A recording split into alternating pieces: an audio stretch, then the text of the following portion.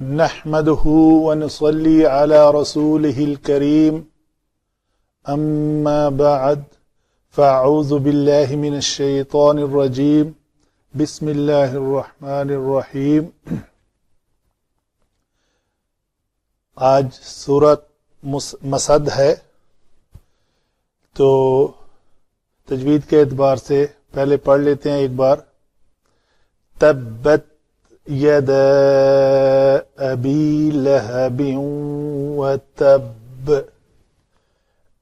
یہ تبا تھا، جب اس کو ساکن کریں گے تو با کلکلا کریں گے۔ یدا کے اوپر مد ہے، اس کو مد منفصل کہتے ہیں، کیونکہ الف جو محل مد ہے وہ یدا کا ہے، اور ابی کا حمزہ جو ہے اس کا سبب ہے۔ تو یہ پتلے حروف ہیں سارے ہی، کوئی بھی اس میں موٹا نہیں ہے۔ تبت یدا ابی لہب وتب، یہاں پہ پھر مد ہے، مد منفصل۔ ما اغنى عنہ مالہ وما کسب، یہ با کا زبر جو ہے ہم نے وقف کیا، تو پھر یہاں پہ با کو قلقلہ کریں گے۔ غین اس میں پر حروف میں سے ہے، تو اغنى ایسے نہیں ہوگا، غین کو قلقلہ نہیں کرنا، پر پڑھنا ہے اور ساکن کرنا ہے۔ عنہ، نون ساکن کے بعد ہا ہے حروف ہلکی میں سے، تو نون کا اظہار ہوگا۔ مالہ، لام کے ہا کے اوپر الٹی پیش ہے، مد صلہ صغرا اس کو کہتے ہیں۔ اس کا سبب یہ ہے کہ ما بعد بھی اور ما قبل دونوں متحرک ہیں، اس کے اوپر پیش ہے قبل کے اوپر، بعد کے اوپر زبر ہے، تو اس کو الٹی پیش لکھی ہوتی ہے یہاں پہ۔ جہاں پہ کوئی ایک بھی ساکن ہو، چاہے ما قبل چاہے ما بعد، تو اس کے اوپر سیدھی پیش لکھی ہوتی ہے۔ سَيَصْلَى نَارًا ذَاتَ لَهَبٍ، سین پتلے حروف میں سے ہے۔ سَيَصْلَى، صاد کو پر کریں گے، سکون اس کا پر ہوگا۔ سَيَصْلَى نَارًا ذَاتَ لَهَبٍ وَامْرَأَتُهُ حَمَّالَةَ الْحَطَبِ فِي جِيدِهَا حَبْلٌ مِّن مَّسَدٍ، اس ہا کو اور اس ہا کو علیحدہ علیحدہ مخرج سے ادا کرنا ہے تاکہ واضح ان کا فرق پتہ چلے۔ فی جیدہا حبل من مسد، دال کے اوپر قلقلہ، اس با کے اوپر قلقلہ، اس با کے اوپر قلقلہ، یعنی پانچوں آیات کا آخر با کے ساتھ ختم ہو رہا ہے، اس کا دال کے ساتھ، تو قلقلہ کریں گے۔ یہ ہوئی جی علم تجوید کی باتیں۔ علم صرف کی طرف آتے ہیں۔ علم صرف میں پہلا لفظ ہے ہمارا تا، روٹ ورڈ ہے اس کا تا، با اور با۔ یہ تھا تابابا، فعل ماضی، واحد مذکر غائب کا صیغہ۔ انفرادیت اس کی یہ ہے کہ یہ کلمہ نہ تو معطل ہے، یعنی حروف علت اس میں نہیں ہے، نہ یہ محموز ہے، اس میں کوئی حمزہ بھی نہیں ہے، اور سارے حروف صحیح ہیں۔ صحیح میں ایک فرق یہ ہے کہ اس میں دو ہم جنس حرف اکٹھے آ رہے ہیں، ایسے الفاظ کو بولتے ہیں یہ مضاعف، جس میں دو ہم جنس حرف اکٹھے آ جائیں۔ تو ہم اس کی جب گردان کریں گے تعلیل سے پہلے، وہ ہوگی تببا تببا تببو تببت، تو یہ لفظ بنے گا ہمارا تببت۔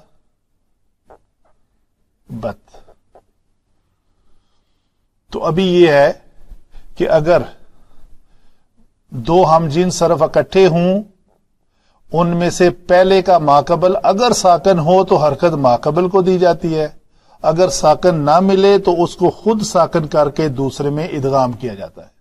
تو اس با کی جو فتح ہے اس کو ہم نے سکون دیا، ساکن ہو گیا، تو ابھی با کا با کے اندر ادغام کریں گے تو یہ لکھنے میں لفظ وہی بن جائے گا جو ہمارا ہے، مشدد ہو جائے گا، تبت۔ آگے چلتے ہیں جی. یہ لفظ اس کا روٹ ورڈ ہے یا دال اور واو، یدوا. تو اس کا جو تسنیہ آتا ہے دو شکلوں میں آئے گا. ایک تو یدوانی، تو ہم اس کو ایسے لکھیں گے،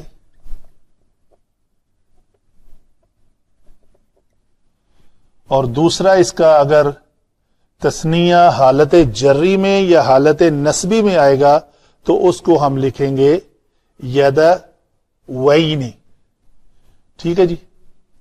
تو یہاں پہ کیا ہے،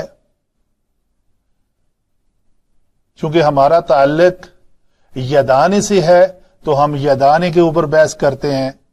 تو حرف علت واو متحرک ماقبل ساکن، تو کیا ہوگا، ماقبل کی حرکت کے مطابق اس حرف علت کو تبدیل کر دیا جائے گا. تو ہم کہیں گے یہ لفظ بن گیا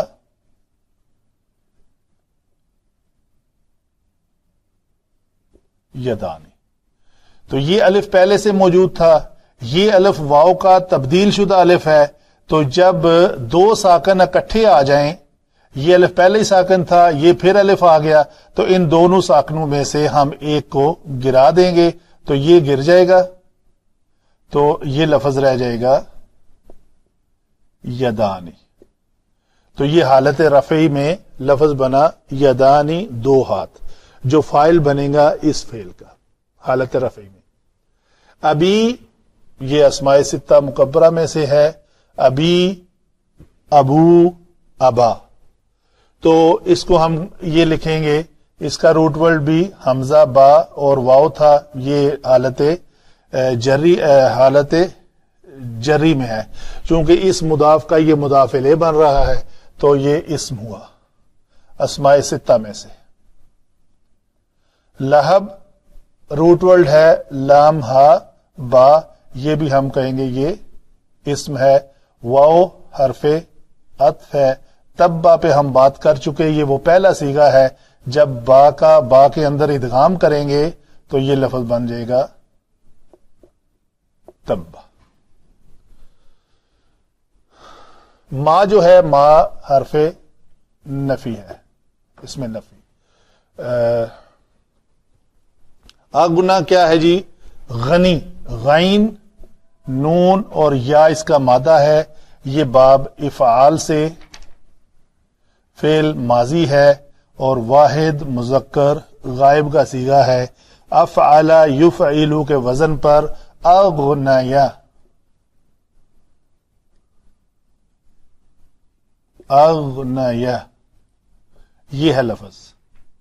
تو اس نون وہی کلیہ یہاں پہ، جیسے اس واو کو ہم نے الف میں بدلا تھا زبر کی وجہ سے، اسی طرح اس نون کے اوپر زبر کی وجہ سے اس یا کو بھی کس میں بدلیں گے، الف میں. تو یہ لفظ بن جائے گا اغنا.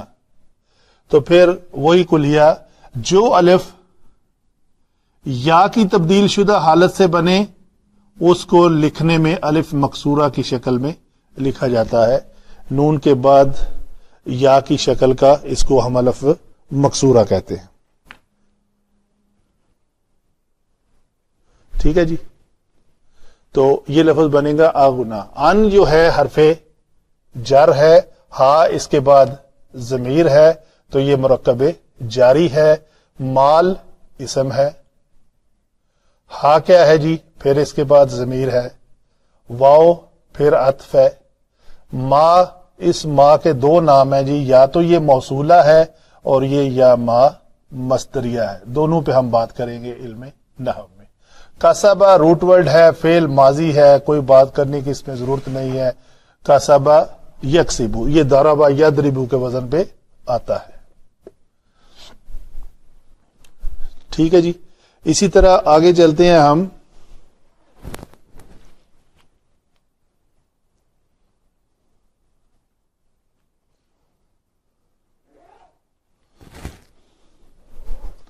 سیسلا پہ. سیسلا میں سین جو ہے اس کو ہم کہتے ہیں جی یہ حرف استقبال. حرف استقبال سین وہ ہوتا ہے جو فعل مضارع پر داخل ہو کر فعل مضارع میں جو دو زمانے پائے جاتے ہیں، حال اور مستقبل، ان میں سے اس کو مستقبل کے ساتھ خاص کر دیتا ہے۔ تو یہ یسلا جس میں جب یہ سین نہیں تھا تو اس کا معنی تھا وہ داخل ہوگا یا وہ داخل ہوتا ہے، تبھی ہوتا ہے معنی کینسل ہو کر سین آ گیا ہے تو وہ ہو جائے گا ان قریب وہ داخل ہوگا۔ تو یسلا یہ کیا ہے جی؟ صاد، لام اور یا اس کا مادہ ہے، اور یہی لفظ اگر کہیں صالوا مادہ سے آئے، صلات کا معنی میں ہوتا ہے، یہ ہے بننا، داخل ہونا، اس کے معنی میں آئے گا۔ تو یہ لفظ صاد، لام، یا، یسلایو، تو اس کا جو فعل مضارع ہے وہ بنے گا یہ صلیہ یسلایو، تو یہ باب سین سے ہے، صلیہ یسلایو، تو باب سین یہاں پہ لکھ دیتے ہیں ہم۔ تو اگر ہم اس کا مضارع یسمعو کے وزن پہ بنائیں تو یہ لفظ اس طرح بنے گا یسلیو۔ پھر وہی بات جو کلیہ یہاں پہ اغنا میں ہم نے استعمال کیا، یہ یا جو ہے یہ اپنے ماقبل لام کے اوپر زبر کی وجہ سے الف میں بدل جائے گی، یسلا۔ پھر ایک کلیہ ہے جو الف واو کی تبدیل شدہ حالت ہو اسے الف ہی رہنے دیا جاتا ہے، اور جو الف یا کی تبدیل شدہ حالت ہو اسے الف مقصورہ کی شکل میں لکھا جاتا ہے۔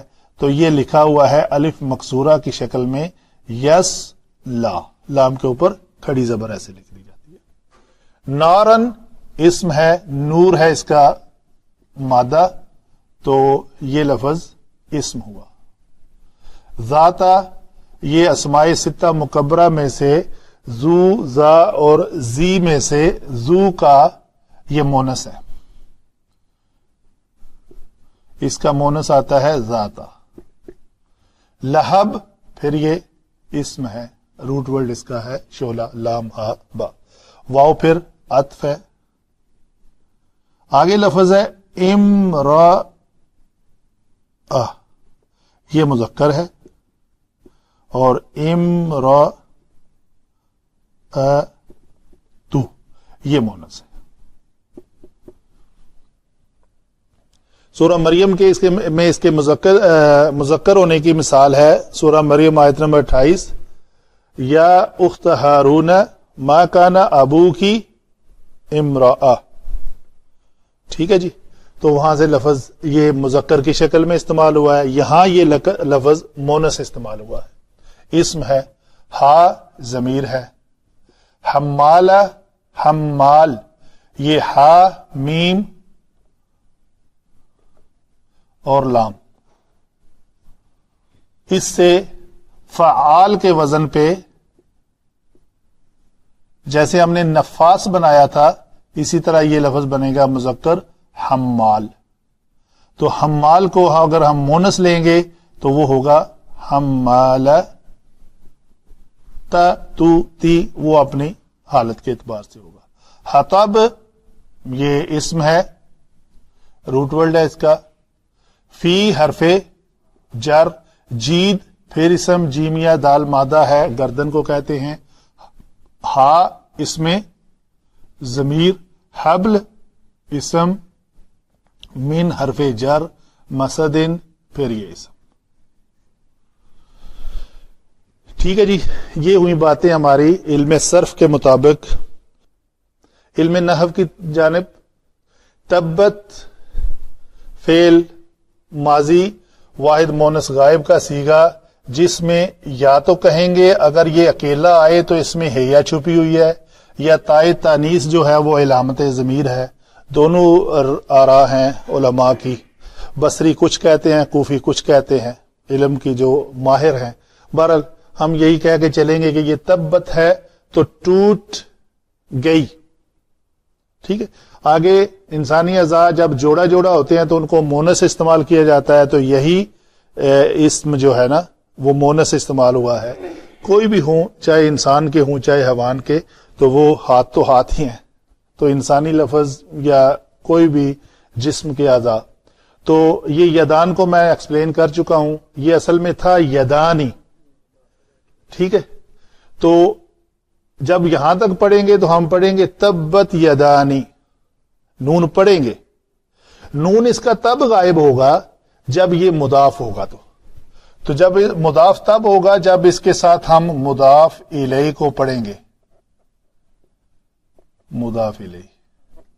ٹھیک ہے، پھر یہ مضاف ہے اور جمع یہ اس کا مضاف الیہ ہے. ٹھیک ہے جی. تو یہ مل کر ٹوٹل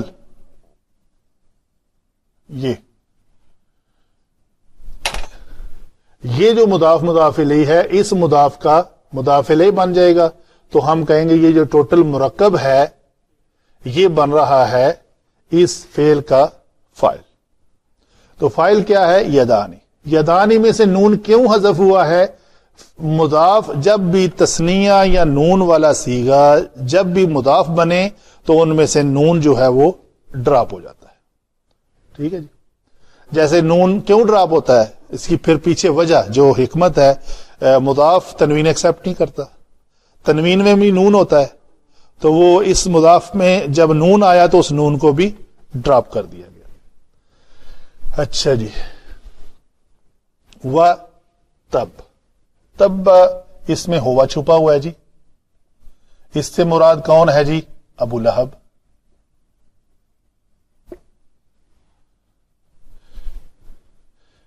اس تبت سے یہ فعل جو ہے اس کا فاعل کون ہے؟ یدان ابی لہب. یہ ابو لہب تو کنیت ہے، نام ہے شعلے والا. یہ ابو لہب جو ہے یہ لفظ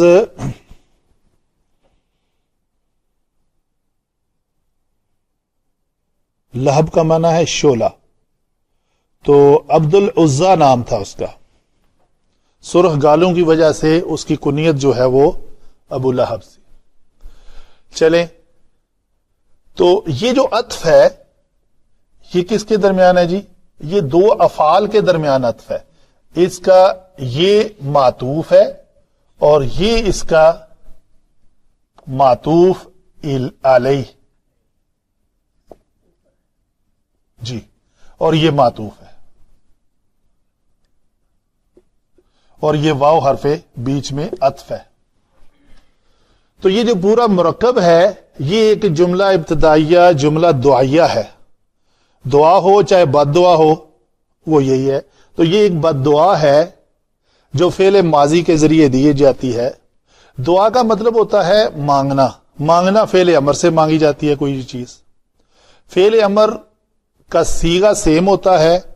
کہا جاتا ہے جی کہ اگر بڑا چھوٹے سے مانگے تو وہ امر ہے، چھوٹا بڑے سے مانگے تو وہی لفظ التجا دعا بن جاتی ہے. ٹھیک ہے جی. لفظ ہے رب ارحمہما. ارحمہما، ان دونوں پر رحم کر. تو ہم چونکہ اللہ سے دعا کر رہے ہیں تو ارحم کا لفظ جو ہے ہم کہیں گے اے اللہ رحم کر. دعا ہے. تو اسی شکل میں بعض جگہ کے اوپر فعل جو ہے وہ بھی ڈائریکٹ دعا کی شکل میں استعمال ہوتا ہے. جیسے یہ مثال ہے یہاں پہ تبت. یہ دعائی بات ہے، بد دعائی بات ہے. ٹوٹ جائیں ابی لہب کے ہاتھ. یہ نہیں ہے کہ ٹوٹ گئے یا وہ ہلاک ہو گیا. ترجمہ ہے ٹوٹ جائیں اور ہلاک ہو جائے. اس میں ایک بد دعا کا عنصر پایا جا رہا ہے. تو کثرت کے ساتھ یہ الفاظ عربی کا اسلوب ہے. مثلا آپ کی اذان کا لفظ ہے حیا، حیا علی الصلاۃ. ہا یا کا یا کے اندر ادغام ہے. تو یہ حیا لفظ جو ہے اس کا معنی کیا ہے؟ آؤ نماز کی طرف، آؤ فلاح کی طرف. تو یہ جو ہے اسی طرح آپ کہتے ہیں جی یرحمک اللہ، فعل مضارع کا لفظ ہے. رحمہ یرحم. جبکہ وہاں ہم کہتے ہیں رب ارحمہما کما ربیانی، وہاں پہ فعل امر استعمال کرتے ہیں. اے اللہ ان دونوں پر رحم کر. جب شین کے جواب میں کہتے ہیں ہم یرحمک اللہ، اللہ تجھ پر رحم کرے، تو وہ فعل مضارع جو ہے اصل میں دعا کی شکل میں استعمال ہوتا ہے. یہ اسلوب ہے. بہرحال یہ بات مکمل ہوئی ہماری. آگے چلتے ہیں. ما اغنا، ما کا مطلب نفی ہوا، ہم نے نہیں کی، یہاں پہ یہ نفی ہے. اغنا کیا ہے جی؟ فعل ماضی، یہ فعل ہے. اس فعل جب یہاں تھا تو اس کا مطلب تھا اس ایک مذکر نے نفع نہ دیا. لیکن ابھی اس کا معنی کہاں ہے؟ یہ جو چھپا ہوا اس تھا، ہوا مستتر تھا یہاں پہ، وہ ظاہر ہو کر اس مال کی شکل میں نظر آیا ہمیں. ہم کہتے ہیں جی یہ مال جو ہے نا، یہ حالت رفعی میں ہو کر یہ فاعل بن رہا ہے اس فعل کا. یہ انہو جو ہے یہ شبہ جملہ ہے، فعل اپنے حرف جارہ اور اس کے بعد ضمیر ایک مرکب جاری ہے جو متعلق ہے کس کا؟ اغنا کا. یہاں ہم نے کہا اس فعل کا عطف ہے اس فعل کے اوپر، اور یہاں پہ یہ واو عاطفہ ہم نے کہی تو یہ عطف کس پہ بنا رہی ہے جی؟ اس ما کے اوپر. اس واو کا عطف کاسبہ پہ نہیں ہے. یہ ما ہم نے کہا اس میں موصولہ ہے. اگر اس کو ہم نے واو ما کو اس میں موصولہ کہا تو عطف ہے کس کے درمیان؟ مال اور ما کے درمیان. اگر اس کو ما کو ہم نے کہا ما مصدریہ ہے تو ما مصدریہ جمع فعل از اکول ٹو اسم مصدر جسے مصدر معول کہتے ہیں، تو پھر بھی یہ اسم بنا. تو مال اور اسم کے درمیان یہ عطف ہوا. تو مال اور ما نے غنی نہیں کیا، تو یہ ما کو بھی میں مربع لگا رہا ہوں اس لیے کہ یہ بھی فاعل ہے، یہ بھی حالت رفعی میں ہے اور فاعل ہے. دو فاعل ہیں اس کا غنا کے. یہ مال کس کا تھا جی؟ مالو ہو. تو ہا ضمیر جو ہے وہ کس کی طرف لوٹ رہی ہے؟ ابی لہب کی طرف. تو ما کاسبہ، کاسبہ میں ہوا چھپا ہوا ہے جس کا آگے ذکر نہیں ہے، تو ہم کہیں گے جیسے تبت میں ہیا چھپی ہوئی تھی لیکن اس کے ہم نے زور نہیں دیا چونکہ اس کا فاعل ہمیں یدانی کی شکل میں نظر آیا. اس پہ زور اس لیے دیں گے کہ یہ ہوا لوٹ رہی ہے کس کی طرف؟ ابو لہب کی طرف.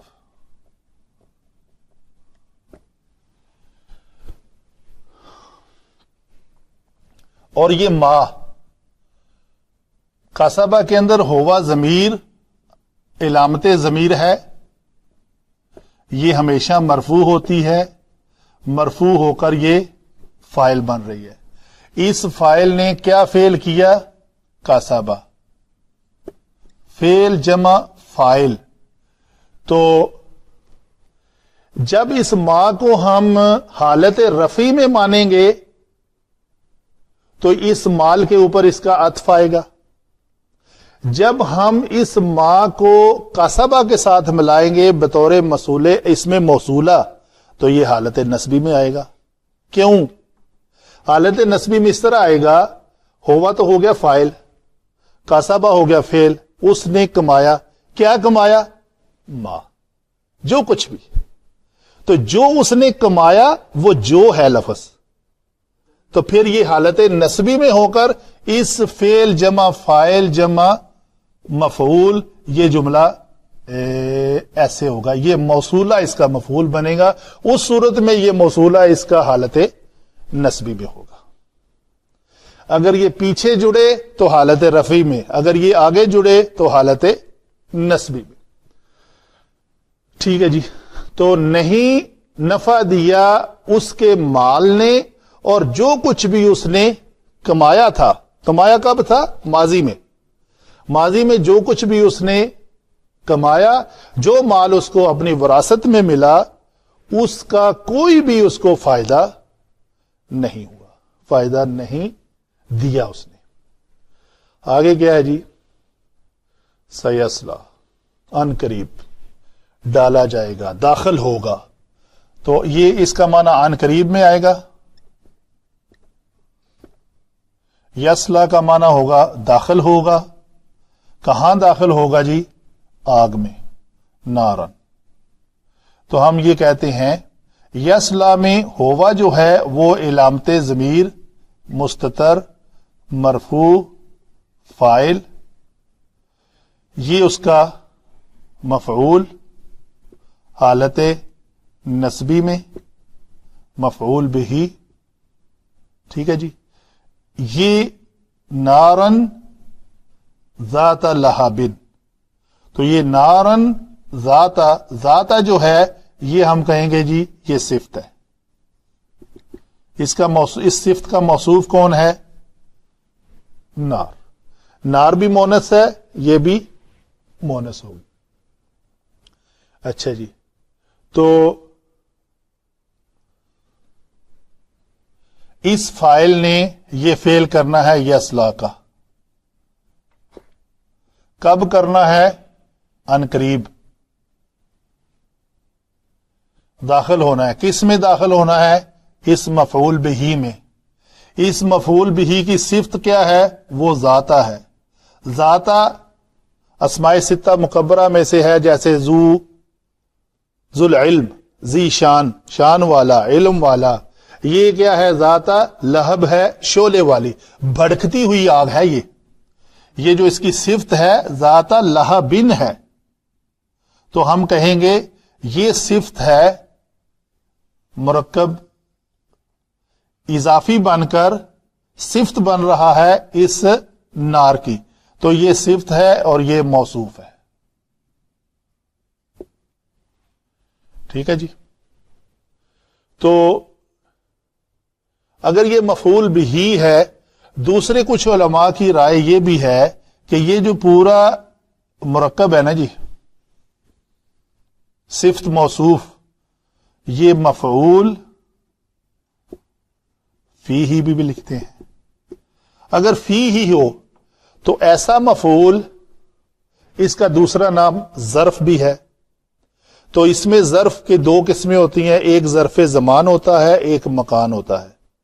زمان وہ کسی زمانے کو ظاہر کرے، جیسے سمت شہرن رمضان، شہر رمضان، میں نے رمضان کے مہینے کے روزے رکھے. وہ وقت کو ظاہر کر رہا ہے کہ ایک خاص معین مدت ہے وہ. لیکن یہاں پہ نارن کیا ہے؟ یہ مکان کو ظاہر کر رہا ہے. ایسی جگہ ہے جس میں آگ بھری ہوئی ہے، تو عنقریب وہ اس میں داخل ہوگا. سیسلا، عنقریب وہ داخل ہوگا مفعول فی ہی میں. وہ کون سی جگہ ہوگی؟ نارن ذات لہب ہوگا. وہ آگ ایسی ہوگی جس میں آگ، شعلے والی آگ بھڑکتی ہوئی ہے. اچھا جی. سیسلان میں ہم نے کہا یہ ہوا فائل ہے. یہ ہوا ہم نے کہا یہ مرفوع ہے. یہاں پہ اسی پیٹرن کے اوپر اس کو میں ملاتا ہوں. یہاں پہ عطف ہے اس ہوا کے درمیان اور یہ مرفوع اسم کے درمیان. یہ ہے عطف. یہ عطف ہے اس ہوا کے درمیان اور امرأتو. ہو ضمیر جو ہے پھر کس کی طرف لوٹ رہی ہے؟ ابھی لہب کی طرف یا اس میں موجود ہوا کی طرف. ٹھیک ہے جی. تو عنقریب داخل ہوگا وہ اور اس کی عورت، بیوی. تو یہ بھی فاعل ہے، داخل ہونے کا کام کرنا ہے نا اس نے، مرفوع ہے، فاعل ہے. یہ بھی ہوا بھی فاعل تھا، یہ بھی فاعل ہے. یو ہا ضمیر یہ مرکب ہے، تو ہم کہتے ہیں جی یہ مرکب اضافی. حمالتا یہ اسم ہے اور یہ بھی اسم ہے. یہ مضاف الیہ مجرور ہے اور یہ اس کا مضاف. وامرأتو ہو اور اس کی بیوی بھی. ٹھیک ہے جی.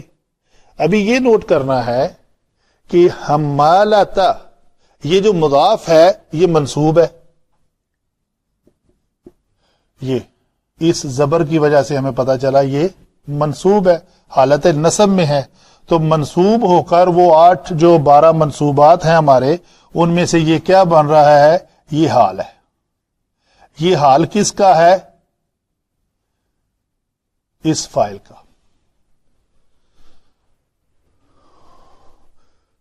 لکڑیاں اٹھانے والی ہوگی وہ،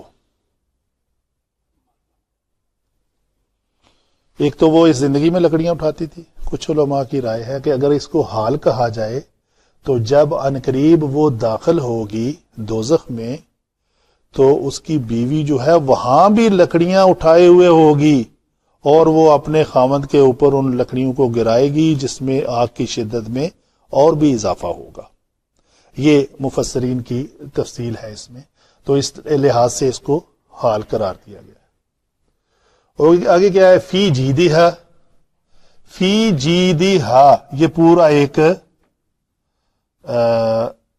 مرکب ناقص ہے، یعنی مرکب جاری ہوا نا، یہ مضاف جمع مضاف الیہ مل کر جاری اس جر کا، تو یہ مرکب جاری ہم کہیں گے یہ متعلق ہے کس کا؟